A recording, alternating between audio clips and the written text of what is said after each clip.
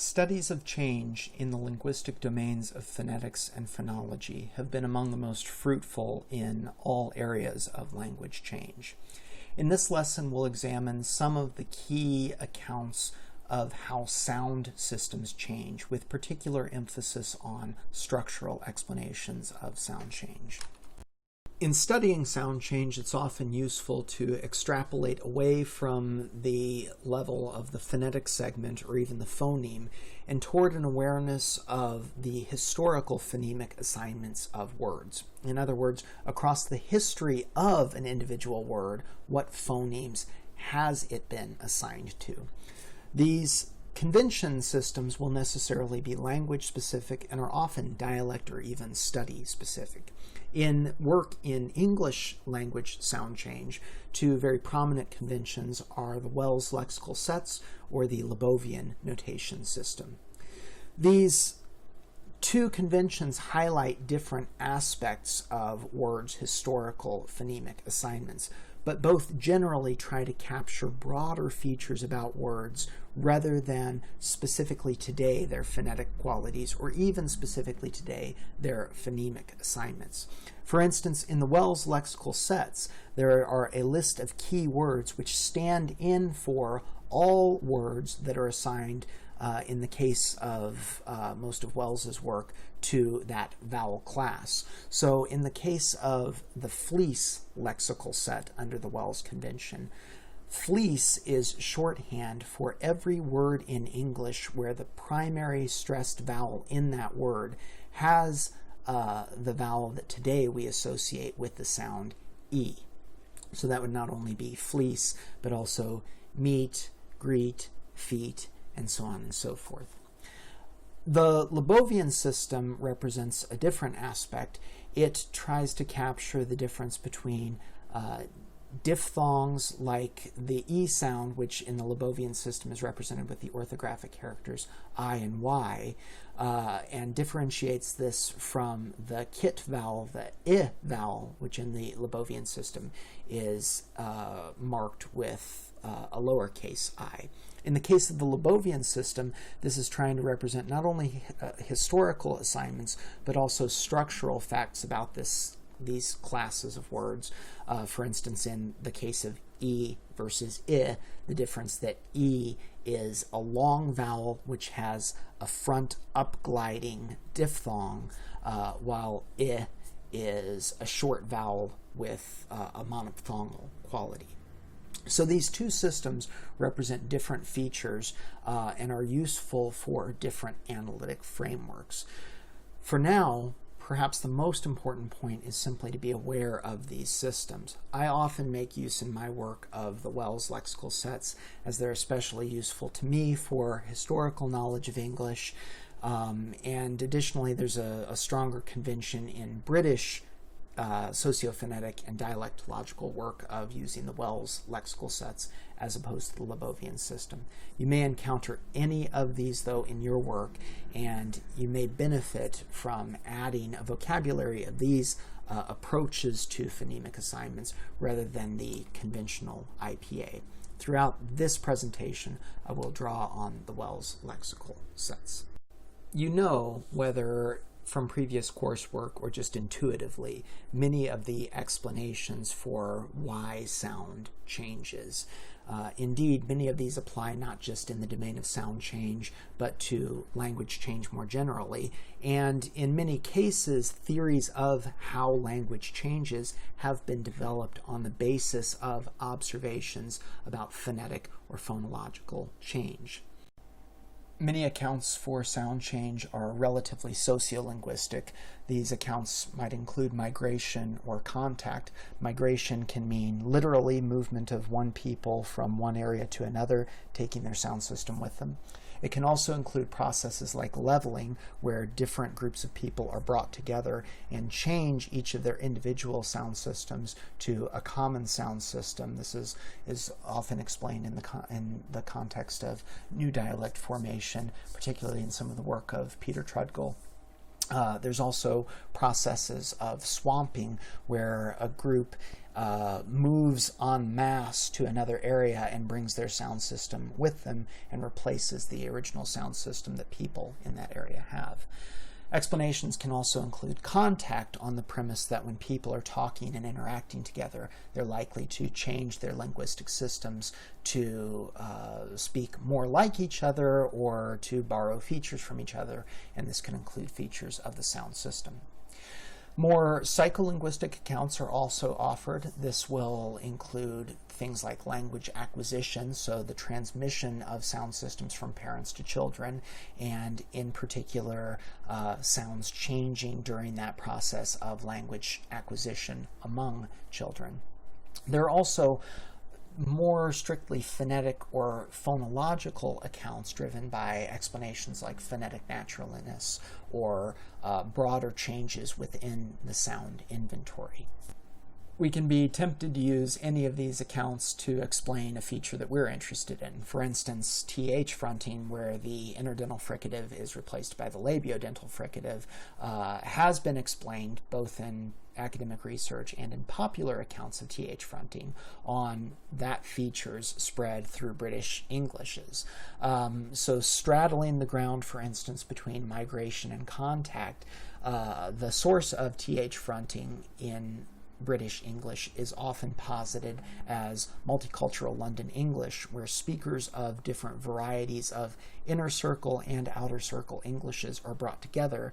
They have different systems of fricatives, and the contact among those speakers of different Englishes arguably results in a leveling toward a single fricative system with just the labiodental fricative rather than the two fricative system of traditional English.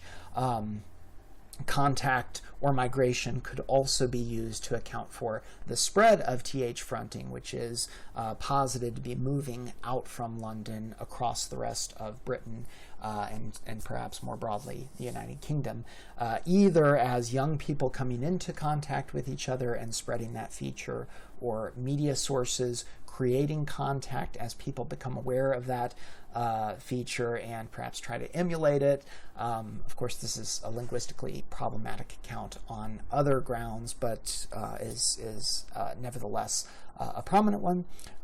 Or it could be a feature of migration where people move to London and adopt the local feature, or people move from the population center outward into other areas of Britain and take their one fricative system with them. Language acquisition is also pointed to as a source for this change.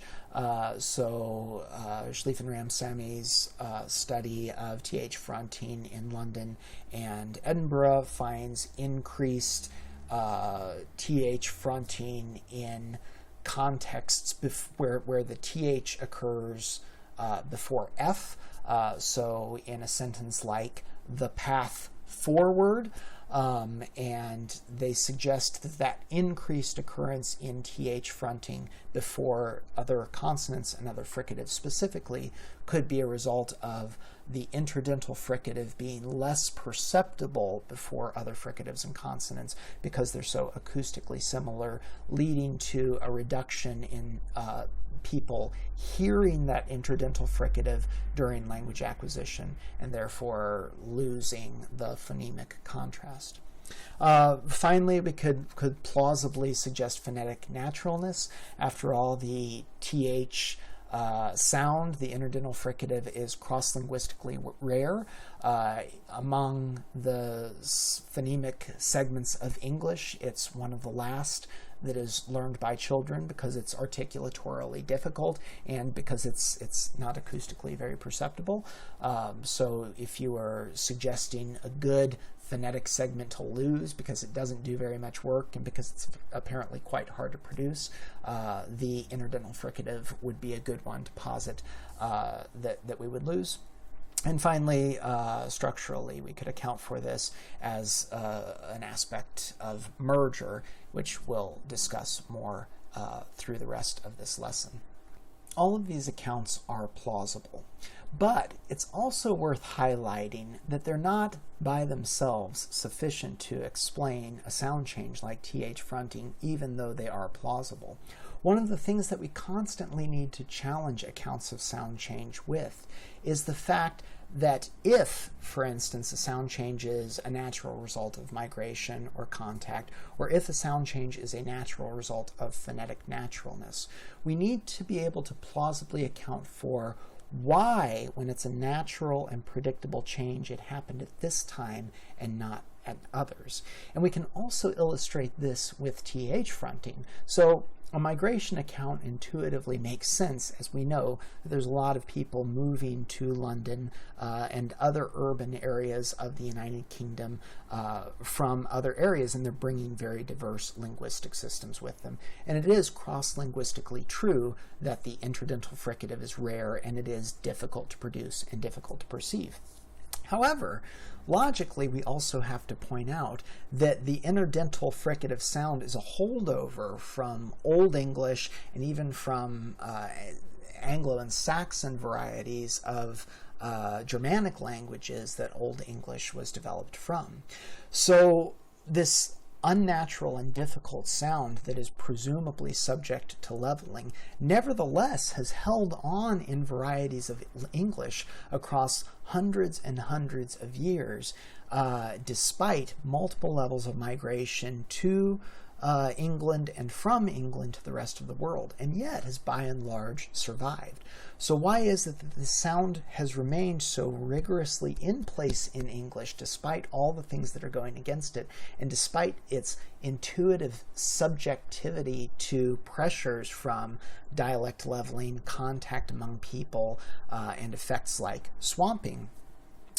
Yet it is only now that it's undergoing change. Likewise, of course, for language acquisition, the interdental sound has not become harder to produce or harder to pronounce, and it's certainly not become comparatively any linguistically rarer across languages. In other words, it was true 500 years ago that the interdental fricative sound was cross-linguistically rare and difficult for children to acquire. Yet, across the history of English, in its transition from a Germanic language to today, has maintained the interdental sound through the language acquisition process, and it's only in very recent times that it's began to undergo change, at least in the way that it's being manifest in British English. Now, that's not to say that these explanations are not right, and of course, TH changes in the interdental system are widely attested in varieties of English and manifest themselves in different ways. But the point is, just saying it's hard for children to acquire it doesn't account for why it is that it's been successfully acquired by many generations of children, and it's only in this time and this place and among these people that a particular change is happening to take place. Of course, the same is true for phonetic naturalness, right? The interdental sound is no more phonetically unnatural now than it would have been previously. So why is it, again, that this sound change is taking place at this time and among these people? As I use this kind of framing, I'm recalling a problem that was posited in the early days of sociolinguistic work known as the actuation problem, which was articulated by Weinreich, Labov, and Herzog's 1968 theorization of a theory of studying sound change. The actuation problem asks why it is that a particular sound change takes place now and in a given place and among a given people and not before.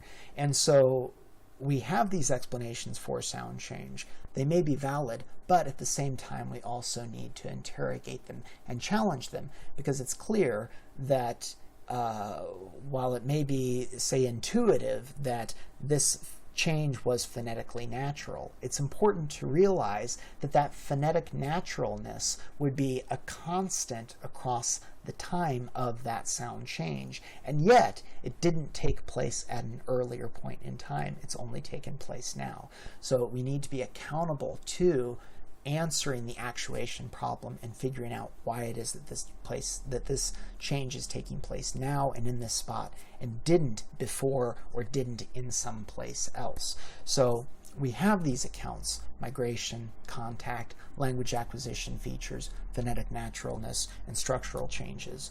But we need to, when we posit one of them as an explanation, also interrogate it to understand, why didn't that explanation work before? Why is it only applying now? The remainder of this lesson highlights structural changes to sound systems. So we avoid sociolinguistic explanations like migration and contact and focus instead in ways that the overall phonemic system or phonetic qualities within the sound system might change in order to generate change in sound. Structurally speaking, sounds can change either phonemically or phonetically. Phonemic sounds will affect the inventory of sounds in the language and will either take place as mergers, where two or more sounds become one and a contrast is lost, reducing the phonemic inventory, or phones can split into two or more sounds, increasing the phonemic inventory of that variety. On the phonetic side, we look at adjustments in the quality of individual segments or adjustments to the overall system if they're coordinated to maintain the system of contrasts. At the phonetic level, the way that individual segments are produced will change, but the number of segments in the language variety will remain the same. The vast majority of work in sound change, particularly since the sociolinguistic revolution of Bill Labov, has been in the domain of the vowel system, and this has been further dominated by the vowel system of English. This follows the work of Bill Labov and is beholden to the dominance of Anglo-American varieties in modern sociolinguistic work. So our discussion will also emphasize work in vowel system sound changes, though there's important work to be done and important work going on in varieties of the consonantal, tonal, and other phonetic and phonological domains of languages, not only in Englishes, but cross-linguistically in the languages of the world. Within this realm of vowel space, we'll conceptualize vowel space according to a triangle, which is theoretically a useful and typical way to organize vowel space phonologically. And we've arrayed on this chart the Wells lexical system according to where those vowels would phonetically fall along this kind of triangular representation of phonological space. So fleece is represented as a high front vowel, bath is represented as a low vowel, and goose is represented as a high back vowel. This conceptualization on this chart represents something like what a standard British English, say, received pronunciation speaker might have as their phonological inventory and their conceptualization of vowel space. If this system changes by merger, a phonemic distinction will be lost. So where there were previously two phones in the inventory of this sound system, at the end of a merger, there will now only be one.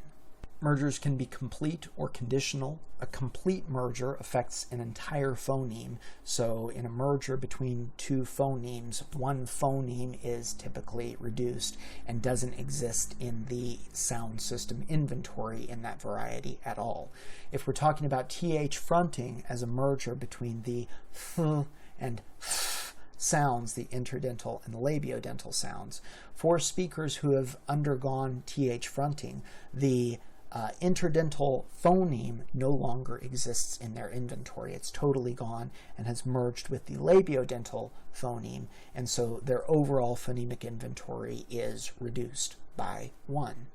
Mergers can also be conditional, which means the merger will only take place in certain phonetic environments or contexts. We'll see an example of this happening with the North and Force classes, where only phonemes of the traditional thought and goat vowels, only when those vowels occur before a consonantal R do they merge. Otherwise, speakers maintain a phonemic distinction between the thought and goat vowels. We'll represent the process of merger with a hypothetical example of two vowels becoming phonetically similar and then losing their phonetic distinction, and as a result, their phonemic distinction, and ending up as one vowel. We hypothetically represent this as a merger between dress and trap. To my knowledge, there is no variety of British English where there is a merger between dress and trap, so this is purely a hypothetical example. We represent here dress and trap in their conventional British English phonetic qualities, with dress being a mid-front lax vowel and trap being a low-front lax vowel. The individual ovals around dress represent individual words being phonetically produced within the dress lexical set, and likewise the diamonds around trap represent phonetic qualities of individual words of trap. So we get a class, a cloud of dress productions and a cloud of trap productions that overall place the dress phoneme in this area of vowel space and the trap phoneme in this area of vowel space. In stage one of the merger, dress and trap are separated from each other, and likely in phonetic quality there would be some overlap among individual words at the edges, but overall the vowels maintain separate phonetic qualities and separate space and are represented in the minds of speakers as separate phonemes. In this hypothetical representation, dress then undergoes a change in its phonetic quality, where it moves down and lower in vowel space so that individual dress words are now more like trap in their phonetic quality than they were previously. And so now we have overlap among the dress and trap productions of words. This can conceptually result in, because these words are now maintaining the same phonetic space, speakers who hear tokens of dress and trap for the first time, particularly during language acquisition, will now no longer have any reason to think of dress as being a separate vowel from trap, and will now represent these with the same phoneme. So the completion of this process is that now dress and trap, that distinction is lost, and they are no longer different vowels. They've undergone merger, and the phonemic inventory has been reduced, as dress and trap are now members of the same underlying phoneme. Phonemic mergers are widely documented cross-linguistically and certainly in English. Wells's 1982 description of English provides a history of the merger between North and Force, as well as the merger of the combined North Force class with the thought class in British Englishes. So this describes the way that three vowels, which were historically all distinct phonemes, came to be realized in British Englishes, at least in Wells's account, as the same vowel. So our starting point in this chart is in early modern English, so we're talking between 15 and 1600, where thought has a quality of a rounded low back vowel that is long. North has the quality of a short, rounded, low back vowel, so the same one as the vowel in thought, but short, so different on length, and followed by a consonantal R, which would have been produced. And Force, which would have had a mid-back vowel that was long, followed by an articulated consonantal R. So three totally different vowel qualities, both in where they occur, in the case of thought North being rounded low back, and Force being mid-back. Also differentiated in length, with thought and Force being long and North being short, and differentiated in following phonetic environment, with North and Force both being followed by an R. Wells's first step in this long-term process is pre-R lengthening, which affects north, and the previously short vowel in north becomes a long vowel in north, which now matches in length the productive characteristics of the thought vowel. The next step is pre-R breaking and laxing, which affects the force vowel. So here, the previously long O vowel in force diphthongizes, so rather than being a single long vowel that's produced at a steady state, breaks so that it has a nucleus that differs from its glide. The quality of that nucleus is adjusted, so it lowers a bit and goes from O to something more like aw, and the offset, the glide, changes from being O to being schwa. So you now have a quality like aw, which has changed, of course, the quality of the force vowel, the way that it's produced. Then there's a quality adjustment unrelated to the change in force, which changes the quality of the thought vowel from a low backgrounded vowel to the slightly higher aw vowel, and remains long, and this affects thought and north. So now there's a coincidence in the quality of the nucleus between thought, north, and force, where they all have that that character we represent as open O, the low mid back vowel.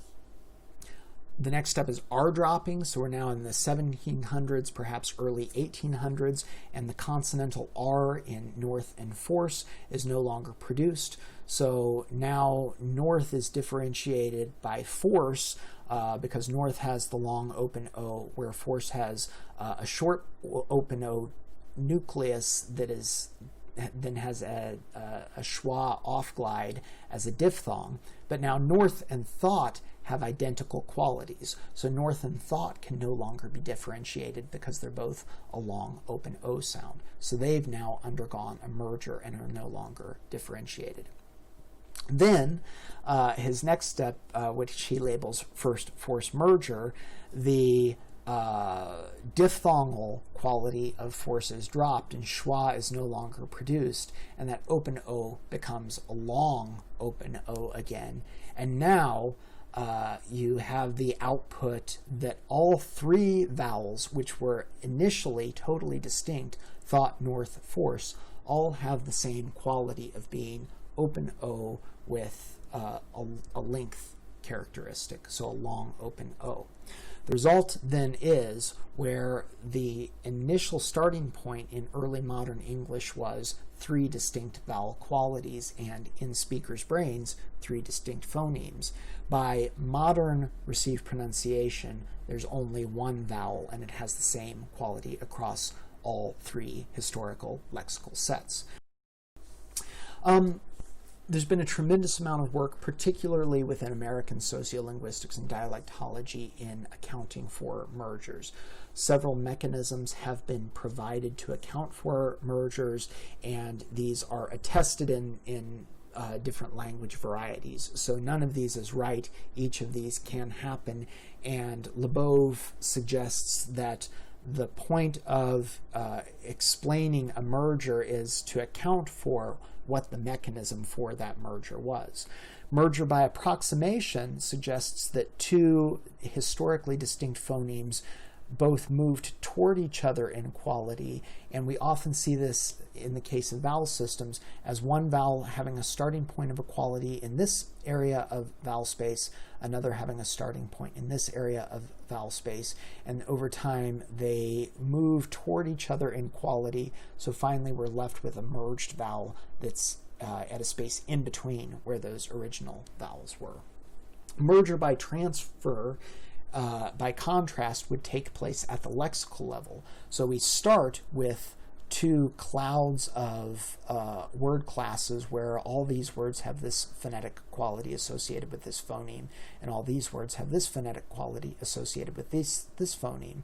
And over time, individual words change their phonemic assignment. So this word is lost, then this word is lost, and this word is lost.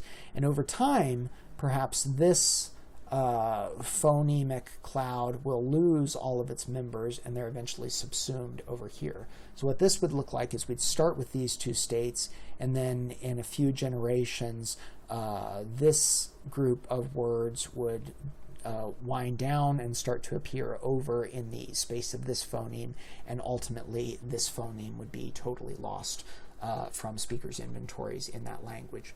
We would expect this to be a very gradual process that would take place over many generations.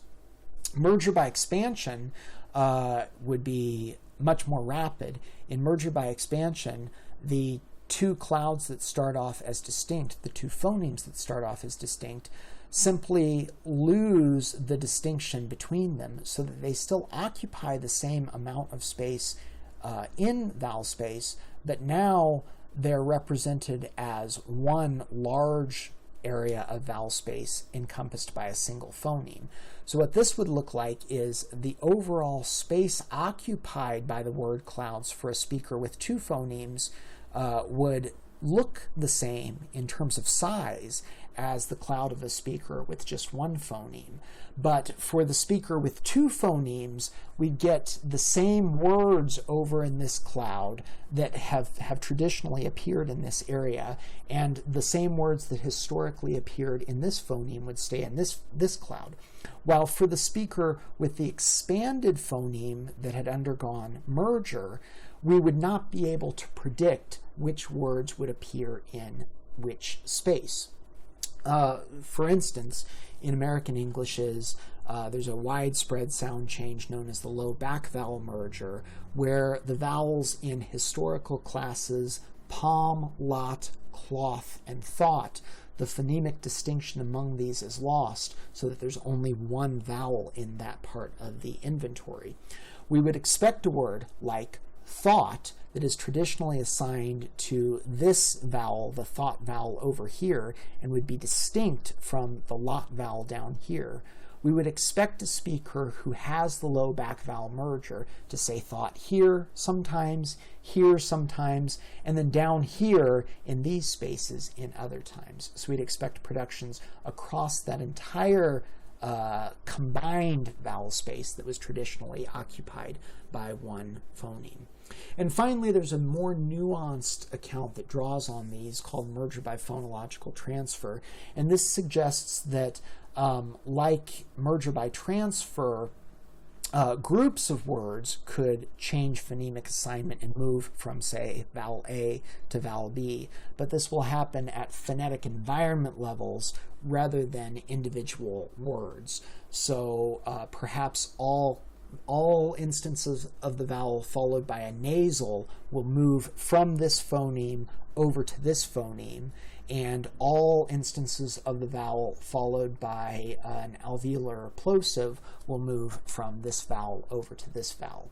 So the result can finally be that the phonemic inventory has that the distinctiveness in the phonemic inventory has been lost because there are now no meaningful phonetic contrasts between this phoneme and this phoneme. In other words, they've been reanalyzed as being in complementary distribution. And this would be taking place at the level of phonetic environment rather than words. So this would be expected to move much faster than merger by transfer, where it's just words being reassigned, but perhaps slower than merger by expansion, or even merger by approximation, where the phonemes themselves are being affected, and it's happening whole cloth across the phoneme as opposed to individually or just small points, small elements of the phonemic system. An important rule for mergers is referred to in sociolinguistics as Herzog's principle or Herzog's corollary.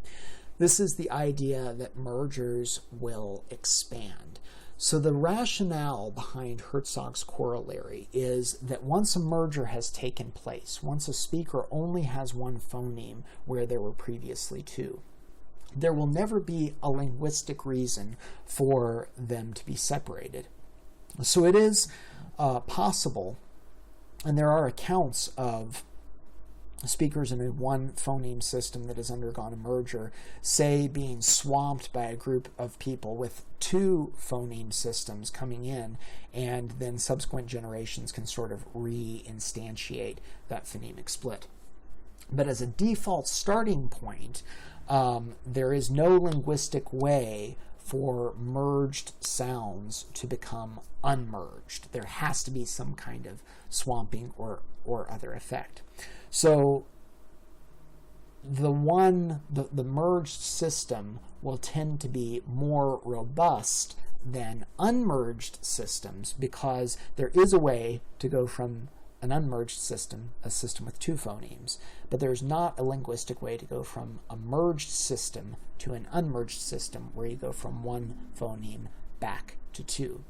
So as a result of that, since the merged system is more robust, it's more likely that the merged system will spread, and mergers will move across non-merged areas and destroy those phonemic distinctions, rather than the reverse happening where unmerged systems replace merged systems. So as a general rule, we will expect Herzog's corollary to apply, and that will be that once a merger is in place, it's likely in almost all circumstances to be retained, and it's more likely that the merged system will spread to non-merged areas than a non-merged system will spread into merged areas. That said, this claim of Herzog's corollary is problematized by historical splits in phones, and of course there have to be phonemic splits to complement and offset phonemic mergers. Otherwise, all language varieties would eventually, theoretically, be reduced down to, say, one vowel segment and one consonantal segment, or just one vowel system, because mergers would expand at the cost of distinction, and obviously that doesn't happen. So we do know there have to be cases of splits, and we have certainly examples of those. So most prominently for us in this part of the country, we're interested in the split between the strut vowel and the foot vowel, and Wells also historicizes this move from Middle English to modern systems in southern Britain. At this, we have to look at individual words, because historically the classes that we now know as foot and strut didn't look anything in Middle English like they do today. So Wells documents words like mood, good, and blood in Middle English being pronounced with a long O, and words like cut and put being pronounced with a short high back vowel oo. In the great vowel shift, the mood, good, blood group of words would have undergone raising, so they would have gone from O to oo, and in Wells's account, they stay long. So now, mood, good, blood on one hand and cut, put on the other hand are differentiated only on a length distinction that mood, good, and blood, those double O words, are long, where the U words are short. Wells's next step is early shortening, and importantly in this account, this only affects mood and good, and blood, for whatever reason, is left out of this. It's not, of course, I say for whatever reason, but if you look at the words that are included in this set, it's important that they all occur in an obstruent liquid cluster, and that phonetic environment was responsible for the adjustment in the quality of blood, flood, brother, changing from a long U to a short U. Of course, this now gives blood, flood, brother the same phonetic quality as cut, put, dull, full, fun, sugar. So they would all be produced the same and would now be merged specifically in this group. Wells then posits a quality adjustment that affects just those short U words where U changes, lowers and fronts and unrounds to so now mood and good are differentiated from blood, cut, put on both a length distinction with mood and good being long and blood, cut, put being short. Then there's the actual split, and this affects only a small class. So Wells traces this just to the blood and cut columns and keeps put at the upsilon characters. So there's been a slight adjustment in just equality, and mood and good are still left behind as long U. There's another round of shortening, which Wells labels later shortening, which just affects the good, foot, book group, which now have the same phonetic quality as put, full, and sugar. And then finally, there's one subsequent quality adjustment, which only affects this small group of blood, flood, brother, cut, dull, fun, where they adjust down to a lower, more mid quality of strut. And then we are finally left with today's Southern British system, where mood, goose, and tooth are left with a long U vowel, the goose class. Good, foot, book, put, full, sugar have been recombined into a new foot class, and blood, flood, brother, cut, dull, fun have been combined into a new strut class. So this was a complicated process, which again took place over small adjustments over 500-ish years, and importantly, of course, in British dialectology, only affected Southern British Englishes and not Northern British Englishes, and of course was spread throughout most of the inner circle world of Englishes as well. Splits are problematized perhaps because they seem to have occurred less in Englishes, or have been recognized less among dialectologists and sociolinguists working in varieties of English, and as a result, either they haven't happened as much as mergers, or they just haven't been recognized as much as mergers, and have therefore not been theorized as much as mergers.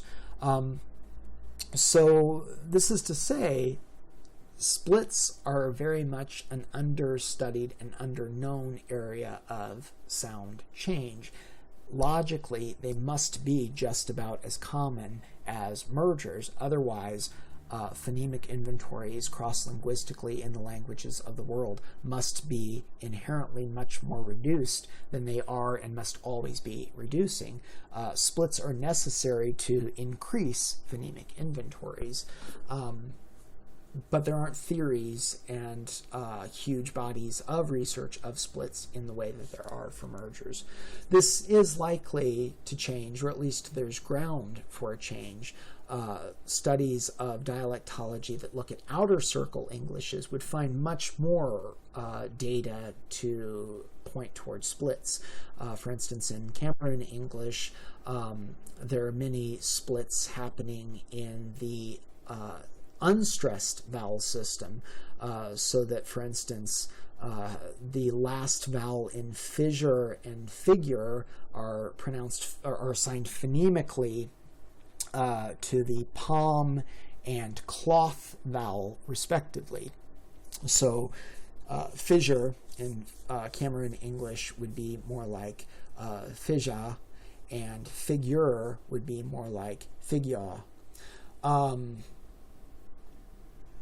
The dominance, therefore, of theories of sound change based on inner circle varieties, specifically of English and specifically of Anglo-American varieties, has probably factored into a dominance of findings of merger. But there's a lot of important work to be done on splits. it's possible that splits can emerge from allophonic conditioning. So one area that might be worth watching in Englishes, inner circle Englishes, over the next long period of time might be spaces like back vowels that are fronting in most phonetic environments, but not fronting when they occur before L. So most British Englishes, for example, a vowel like goose will be phonetically fronted in most contexts, so it sounds more like an ew quality. But they'll remain back when the oo is followed by an L consonant. It's possible that over time, that introduction of an allophonic separation could be reanalyzed so that goose and goose before L are analyzed by speakers as different vowels. That could be encouraged if L's are vocalized, as they are in many varieties of English and varieties of British English specifically, which would cause L no longer to be a cue toward the back quality of those vowels, and that could be a precondition for a split. So it is very possible that these theoretically important splits could be happening and we could be observing, but at present they're under-theorized. Finally, we can move into the realm of phonetic changes, and we categorize many of these as shifts in quality. So within a shift, the phonetic quality of segments is adjusted. The ways that they're pronounced are adjusted, but overall the system stays the same in the sense that there's the same number of phonemes in the system as there were when we started.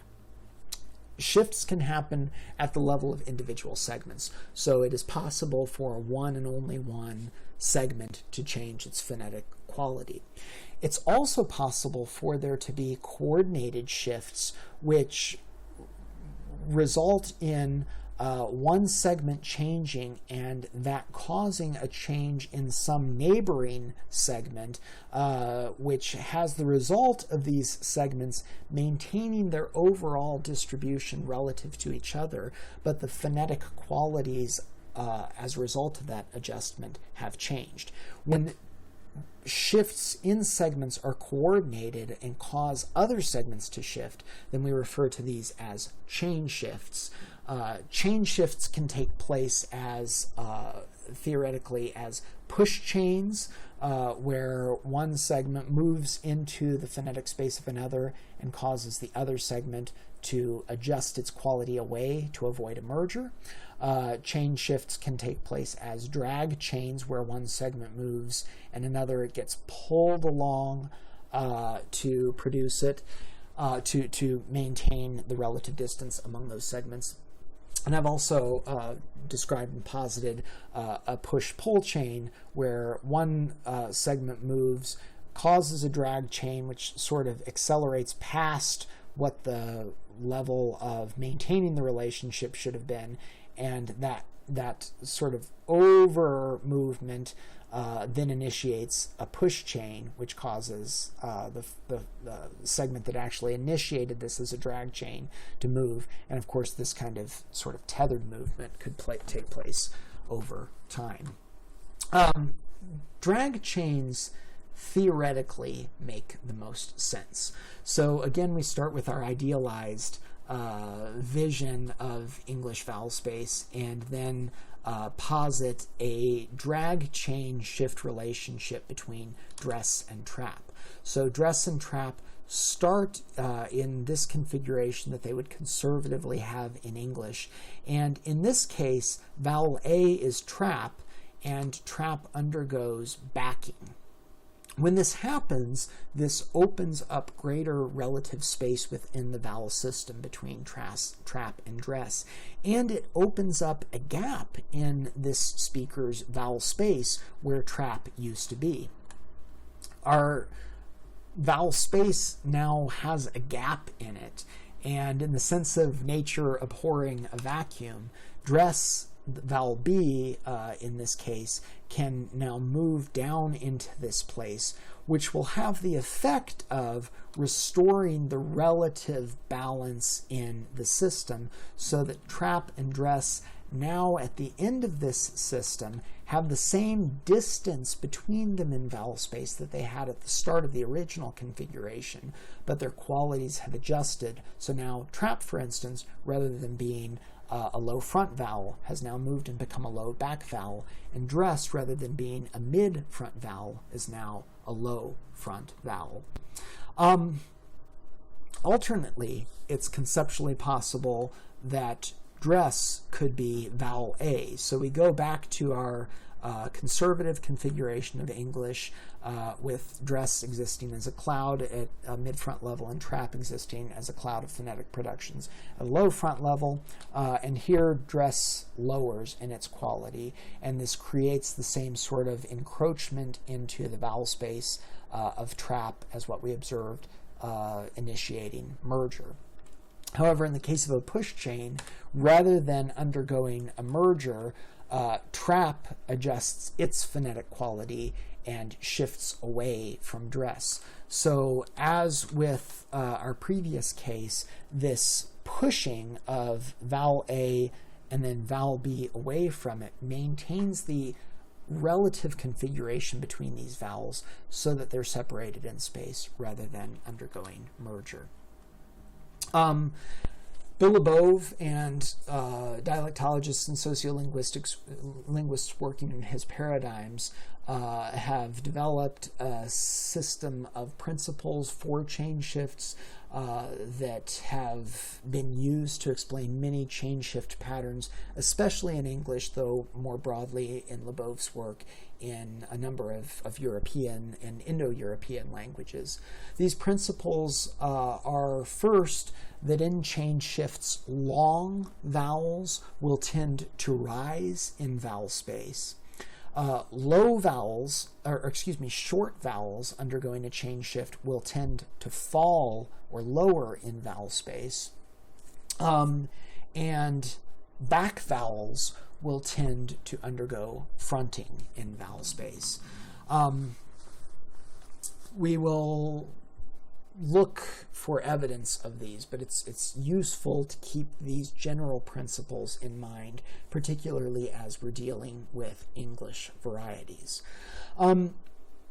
There are a number of theoretical challenges to chain shifts. The value of chain shifts is that they can offer an explanation for major coordinated changes in sound systems, even when they're happening in broadly dispersed geographical areas where explanations like migration and contact don't work, because even though these areas seem to be undergoing the same kinds of sound change, they're not actually connected. They're not actually in a space where speakers are in contact with each other and presumably not influencing each other's languages. So chain shift accounts allow us to explain some of the major changes in sound systems that are being observed in languages presently, and in Englishes especially. However, in actual data sets of language, shifts often become more theoretically problematic. Drag chains are not terribly problematic.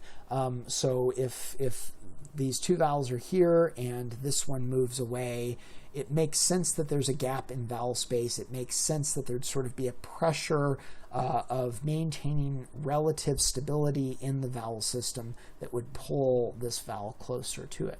That's fine. Push chains are much more problematic than pull chains or drag chains.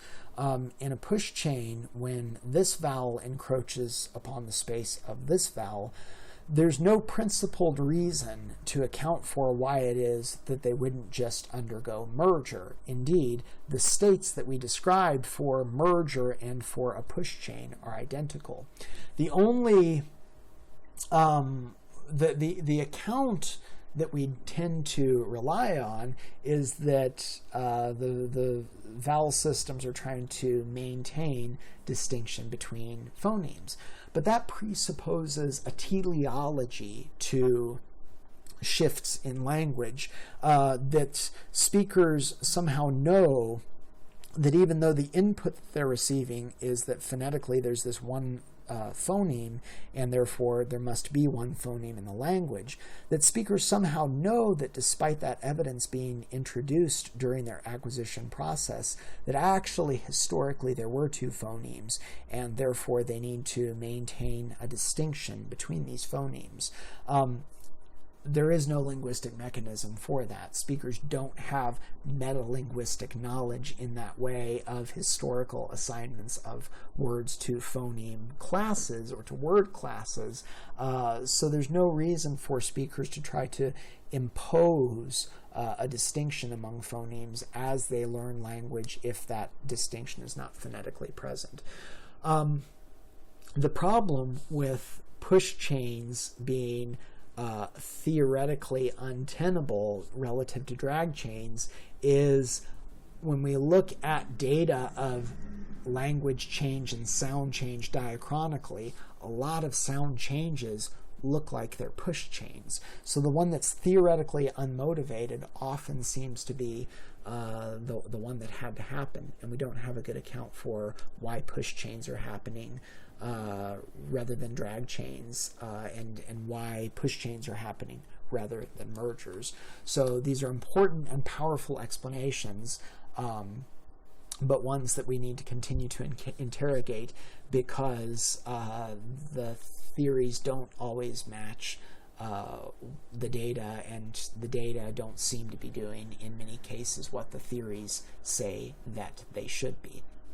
Nevertheless, having this vocabulary for mergers, splits, and drag chains and push chains gives us a broad set of vocabulary to explain why sound changes are taking place, even if we can't rely on these as universal explanations for the ways that sound will always change. So even if we can't say if vowel A moves to vowel B, they will merge, or if vowel A moves to vowel B, they will initiate a push chain, we can at least say, when we observe this vowel moved here and then this vowel moved here, we can use a push chain explanation to account for that.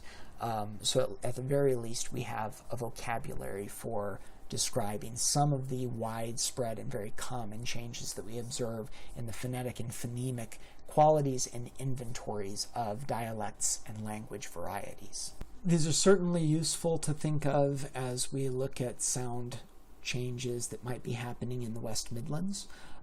So if we look at an example like Clark and Asprey's topology of the West Midlands English vowel system, we see things like a quality adjustment in lot, where lot is changing from a low backgrounded vowel to a slightly higher back vowel. This looks like a shift where the quality of lot is being adjusted. And in other varieties of English, we often see a chain shift where lot raises to a quality more like thought, and that initiates a drag chain that pulls bath and trap back in vowel space as well. So these may be instances of a chain shift.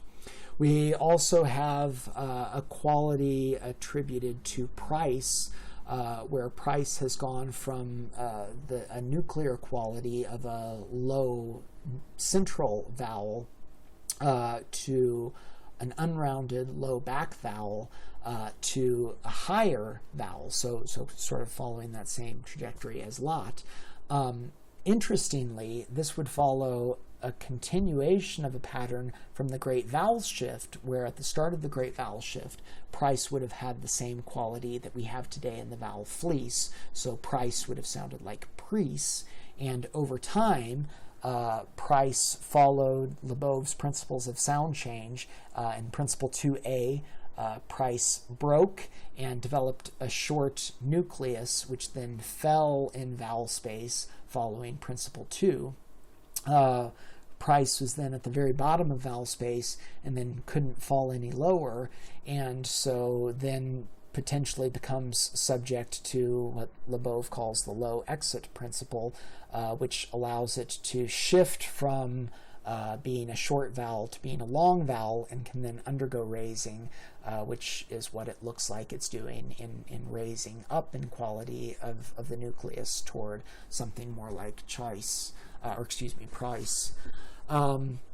So that change in price might be an instantiation of several of Labov's chain-shifting principles at work, and specifically the adjustments that Clark and Asprey ascribe to price look like a continuation of the pattern of the great vowel shift for that. So we can see instances of these. We also have them documenting the North Force merger, which have the same quality as the thought vowel. In West Midlands English, we have possibly mergers in the unstressed system between happy and horses, with both being realized with an unstressed E vowel. So with awareness of mergers and splits and chain shift principles, we have a vocabulary for talking about the changes in the sound system we see.